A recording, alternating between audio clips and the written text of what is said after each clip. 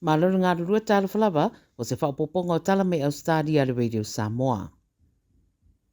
Ua whailoa le matanga luenga le vai whafo saina ia Ausetalia o te tauna tau whiera lātou fiufi o tangata o loo tau sa idia. Ua whaia ia whamtaranga ina ua mai ale whailoa ina o popolenga o le minista o le vai whafo Ausetalia o Penny Wong i le tuwina e Hong Kong o whatanunga tau le tūla whono e pue ina i tangata e toa valu e au whiai ma le toa lua o activist e no nofo i Ausetalia. O le toa lua e peona tā ue wha mautui Adelaide o ni sitseni o Ausetalia ma o tangata o ina foi au ila ua isi a to ele toa valu o tangata lo mana o mia i Hong Kong o no lo o whita ua ina le soria o nisi o tū la whonu tau le saunga le mua le atunuu po le national security. Pai mai le pāne mia o Australia le whaataranonga i runga le ala taiwa i le so o se tūranga i le tariaina mai o le a ngāruru e whaatasipea saina ma Australia i vaenga e mawhaiona ngāruru ai a ole a whaeroa fōi pe a le maari rie whaatasi nisi mata upu. O le whaamtaranga leo Hong Kong i le APC wa tā wai, o le a whaatino ina uma au wala e awano atu ia i rātou, e tau fiai i rātou e sosora ese ma le tūra whono. Mai le ai fōi se tasi e mawhaiona wha o ngāre sa o tonga e tau talai, e whai ma alo whanga i le whaatino ngā ioinga whaasonu tūra whono. E tolu se fulu tau sanga o seri mai Adelaide, wa moria nei le umo le ola o le pepe se fulu fitu masina o Ronan Davis, le ana wina atu foi mō mua i Tala Fou. O le masina taluaina o mai le ola o Ronan, wali puti ai manu anga tu ngai lo na ulu matotonga. Te ena le talaina i tua o le ua moria, ma o le soe tura i eilu whamsinonga i Adelaide lava. Mō le sila whiana mata upu le ana li putia sa tau sita mai wo a mātua o le pepe, i le pepe lea mō sina taimi, ai toi tari wane le urungari i mai roai se wha le tonu i le pepe ua whiu e tau whawhangu ma wha awawe ai loa i le wharamai. Nei loa nei murimuriane manuanga e pei o na wha ai loa. Lo whataria se isi tala rata mai o rea mata upu pe a mai atura i le ua moria i lumore whamsinonga. O le sofo iwa whaturanga atura i eire whamsinonga whaaloto i whale i kuma, le leo si o Christian James White, lea ua moria i le whao o manua i le tina matua i wasafuru rima tausanga sa ia whao ngā i eire teiza i se mata upu na wala awa nei leo le ia Lambi Lodge i le whae tūlea i le masina o mea le tausanga nei lava. O le mata upu sa ngungulu i le toa tele i le whaate ia i le tūra i mai o se tūranga whaapea a o le matua leo le soifu o si tina nā fia. O le nofanga o tangata mātutua le ana tūra i mai eile mata upu, wheta ua ina sa i le tina matua o Claire Nowland, se naifi ai ta i tulou, ma whao ngā aloa i ai leo le teiza,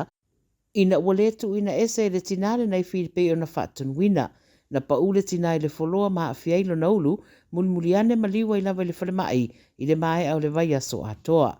E tolu tausanga le ri leo, o lo o moria nei le whao lima foi, i le mae o su enga na whaatino i le mata upu. O le a whaataria la whaamtaranga mai le malo e tusa o lo na fianga i le mata upu. E uia le malo stele e na o le lua tesi ma le ono i le fua mafui e, pei ta iwa whaamaonia sa lulu foi seisi mafui e me le pone i le vaveao ana le la. O le lua sfuruano minute te ai le tasi le vaveao lo whaamawinai, le mafui e sa o ngā tonu i le tu i sauti sa o le aio me le pone e lata i Beckenham. Sa iai fo i tangata na whaamaoniero lātou whaalongoina o le rurunga, mai leo iai ni mea whaalanga ina po ni soifua mau, ai umamaitau ina nisi, e fōringa ua whaatupula ia pēr leo whai o mafu e lulu i o lātou whai tū, i le nei vai tau o le soifuanga. O le vai aso taluai le aso whareile na lulu, wai leisi mafu e whate sima leono le fua mafu e le tu sa o Victoria, a o lumatu na lulu wai fo i leisi mafu e lua te sima le balu le fua mafu e, ai le ileva leo na wha mawina leisi lulunga e tolu tesi ma le balu le fua mafui e i mele pone lava. O malai te tele po Stadium si Ausetalia e masanio na tari malo i wha mwemoenga te tele o le atunu e au fiai kone seti ma ta alonga wha malo wanginga i se ripoti le so le anga i aio ni fina ngalo whaaria e wha tatau ilo lato wha o ngā ina o me poeata wha o na ponei a wha te konolosi o facial recognition cameras. O le mau o le kulupu ua whaingoa o le choice, e le o sira fia e tangata o lo oanga i atu lea no fuanga le tūlanga lea, ma e ono whao ngā ina wha maumaunga mai ia me poeata e au ina i wha matalanga ma ale, a o lo o whaia au no ma se sira fia e tangata po consumers.